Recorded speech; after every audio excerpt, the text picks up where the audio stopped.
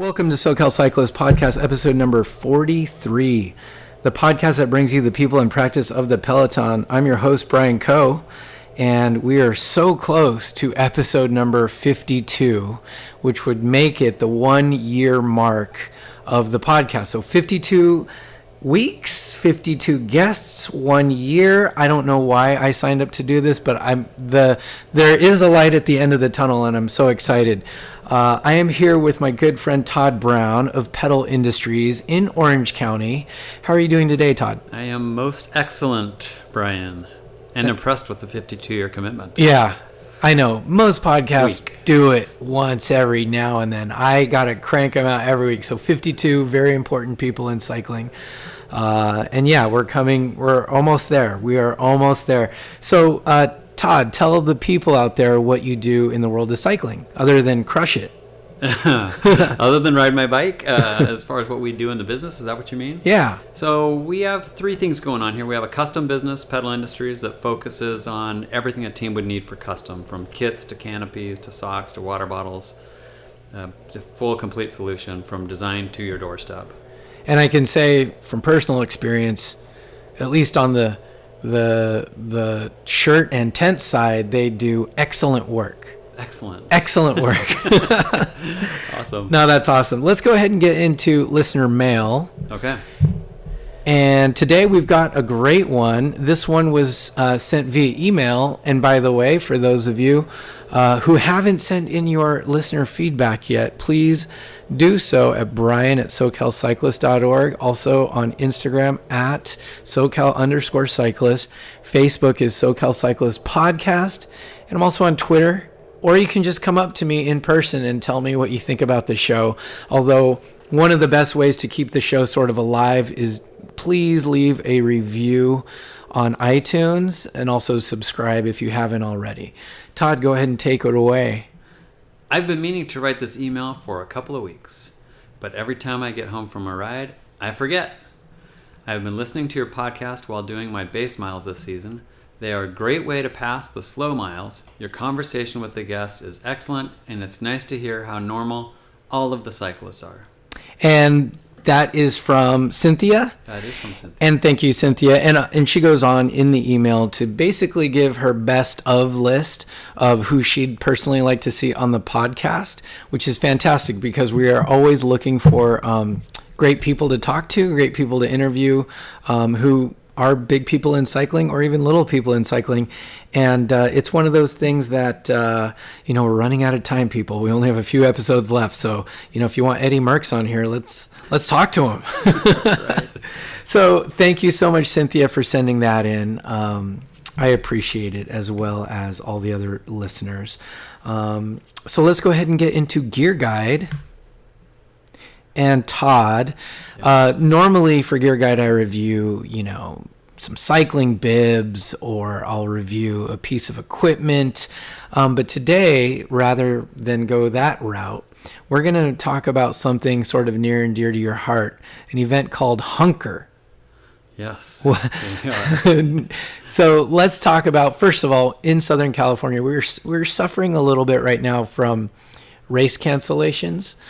So some of you who are a little bit depressed, we've lost some big races down in Southern California, and you are here to sort of fill that gap. So what is HUNKR all about? I hope so. So HUNKR is a concept I've just had in my mind for a number of years. HUNKR stands, it's HUNKR, and for 100-kilometer race. And I think that's kind of the epic Saturday ride, right? Most of us warm up for 10 or 20, go out and hammer for 10 or 20, and cool down for 10 or 20, and there we are. We're at 100 kilometers right there. So all of our events, this is the first of many, will be 100 kilometers. So give people a chance to see where they are. How fast can they do 100K? Kind of like a marathon or one. Yeah, it's a good measurement tool too, because when somebody talks about their mile time, you don't have to be a runner to understand 4 minutes is really fast. And with marathons, it's kind of the same thing. That 2:10, 2:20 mark is world class. With cycling, we don't have anything other than maybe the hour record, which nobody wants to do. So this HUNKR is kind of our new metric, if you want to call it, right, to say, hey, I can do 100K in under this much time, and then use that and compare with all the other people that are going to do it. Right. We'll have a lot of people that day, of course. Be able to look at your age group overall, and as we roll out more events and more venues, you'll be able to compare your speed at different ones. Right. So we have USA Cycling events, we have gravel events, we have BWR, all the gravel events. Is this in its own separate entity? Like, I take it it's apart from USA Cycling. You don't need a license to do it? Correct. Yeah, no license needed. And it's road. Okay. The first one, but we plan on doing all surfaces, gravel and MTB. MTB will probably have a half. Okay. So I think that might make sense for off-road. But other than that, it'll be 100K on every surface. And where's the route this year? So this one is special, right? It's Orange County. It's San Diego Canyon. I mean, a road race in Orange County, I can't honestly think of one in my lifetime that we've ever had one. We've had plenty of criteriums, but not a road race. San Diego Canyon is really the only country road in Orange County. And we've got we'll be doing 3 20-mile loops.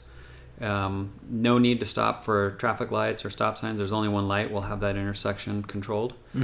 And there's a tunnel over San Diego Canyon, or under San Diego Canyon, and over it. So people will be able to keep rolling. Okay. It starts out at Irvine Lake. So is it a mass start where everybody's going, or? It will be mass start, and you can sign up based on how fast you think you'll finish. So if you think you're a 3-hour guy, there's a 3-hour section. If you think you're a 3.5, a 4, a 5, we have, it's basically self-selected. Okay. And the people But it's on your honor system too, so. Well, sure, there'll probably be sandbaggers. Right. But at the same time, like, you gotta register within how you normally race or train. Right. Nobody that's fast wants to be behind slower people. Nobody that's slow wants to get run over. And That's true. At the faster groups, we'll probably take a look, see if they are USA Cyclists. That's easy to identify. If they've never done a USA Cycling race, probably, that gives us a hint of whether or not they should be in that fastest group. We can look at Strava. Right? We ask for people to say, if you're on Strava, let us know who you are, so we can. If you've got a bunch of KOMs, you're probably going in that fastest group. Right. Are women its own separate category? Yes and no. Women can be in any of the time slots that they want to, and then we'll have a woman-only group that starts last for the gals that just don't want to race with the men, which I totally get. They'll all still roll out together, but there won't be that pressure that and some of my women friends feel when they're lining up with men. Yeah. A lot of women don't care. They're totally comfortable. They're elbow to elbow on a Saturday ride. Sure. And this is one of those events that, hopefully with enough editions of it, you can use your previous times to say, okay, yeah, I know I'm not going to be sprinting for the win because only maybe 10 people can do that. Right. But you can definitely go back and look at your PR and say, I'm going to beat it by this much next year. Right. And that's something that I've seen from my marathon friends and my triathlon friends. It's something that they really thrive on and gives them something to train for during the year. So how can people find out about this event?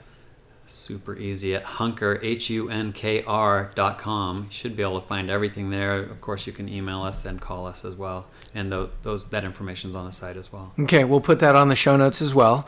And then for this first event, what are you predicting for the fastest time is going to be? Mike and I have gone back and forth on that.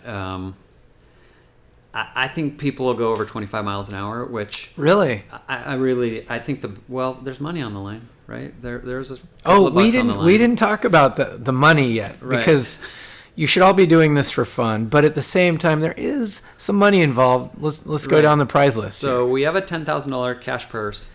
$10,000 split evenly between men and women. So women, we want to see you come out and enjoy it. So I do think that'll bring out fast riders. Because I think people overestimate their time. You'll see when you go look at the time estimated where you estimate where you'll finish. The times are high for the fastest, but think people will overestimate it a bit. But, I did Santa Barbara last weekend. We averaged 24 miles an hour, which is, that's another thing. So in a road race, it becomes strategic, right? And so maybe we're just dogging it for a while, waiting for a break to go, chasing the break. Where this, everybody's going for their PR. It'll be a little bit different vibe. So is there a bit of tactics, like in a road race, you think? Is that going to play out? Or is it more of, I'm just maybe surf some wheels, but really just focus on myself? I think for the guys going for the win, there will be some tactics, but they'll have to, but surely they'll understand that there are people going for their personal best, and don't let up, because they're going to catch you, and they'll realize, hey, I got a shot here, and they might give you a run for your money. All right. Well, that's fantastic. Thanks, Todd. We look forward to HUNKR. The date of the event is March 18th. Go ahead. That's coming up very, very quick. So go ahead and check that out online at hunkr.com. And yeah, we'll have to come back and see how everybody did and celebrate the success of having this event in Orange County. That's not a crit. Right. Right. Nothing against crit, as I love doing crits, but it is a bit of a change of pace. So speaking of fast people, I have a fantastic guest on the podcast today. Have you heard of someone called the Cuban Missile? Mr. Ivan Dominguez. Yes, Ivan Dominguez, since 2001 till pretty much just a few years ago, dominated the American race scene. He's from Cuba, Havana. I was a little bit nervous talking to him because, I didn't want anything lost in translation there. But at the same time, I've got tons of respect for him because he's sprinted with basically the best guys like Gord Frazier and Bahati and Freddie Rodriguez, Charles Dion and Alex Candelario, to name a few.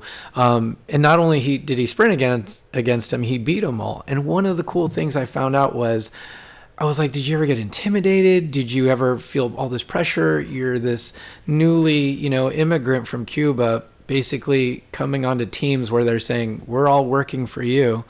And he didn't feel any pressure because he's been racing since he was 13 years old. And he looked at it like, hey, this is just work. I have a job to do. In the last K, we're not friends, but we're friends every other kilometer that we do, which is pretty amazing. So I've been wanting to interview him for a while just because I've been following him since his Saturn days. But believe it or not, guess what sport he's actually switched to from cycling? I'm going to not guess because you told me, and I was but I was shocked, right? Triathlon. Yeah, it's weird because usually it's the other way around. People do triathlons for a little bit and then they fall in love with cycling. Right. But he's the other way around. He's actually lives out in Vegas and he trains and does races pro triathlon as well as coach. And there's no signs of him slowing down. He's still very much the Cuban Missile that he was. And occasionally SoCal, you can see him at maybe a high-end local crit guest riding for some of the more elite teams. So watch him because once you see him, he'll come by really, really quick for sure. So Todd, thank you so much for co-hosting today. Let's go ahead and get into episode 43 with Ivan Dominguez.